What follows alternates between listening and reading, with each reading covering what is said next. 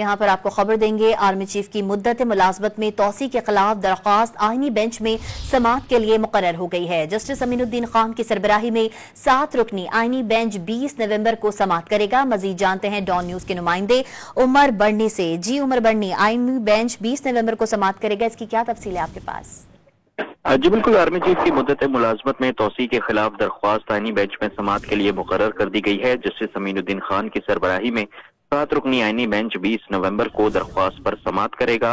वाज़ेह रहे कि army chief की मुद्दत मुलाजमत में तोसी के खिलाफ दरख्वास्त महमूद अख्तर नकवी की जानिब से जो है वो दायर की गई थी, जिस पर अब सुप्रीम कोर्ट का आईनी बेंच 20 नवंबर को जो है वो समाअत करेगा। जी उमर बढ़नी अपडेट करे थे, बहुत शुक्रिया आपका।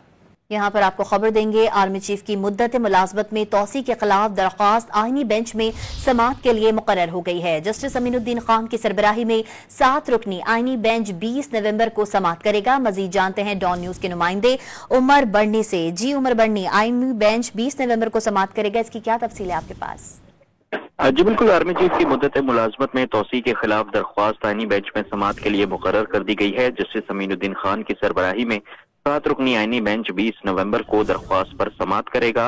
वाज़ेह रहे कि आर्मी चीफ की मुद्दत मुलाजमत में तोसी के खिलाफ दरख्वास्त महमूद अख्तर नकवी की जानिब से जो है वो दायर की गई थी, जिस पर अब सुप्रीम कोर्ट का आईनी बेंच 20 नवंबर को जो है वो समाअत करेगा। जी उमर बढ़नी अपडेट करे थे, बहुत शुक्रिया आपका।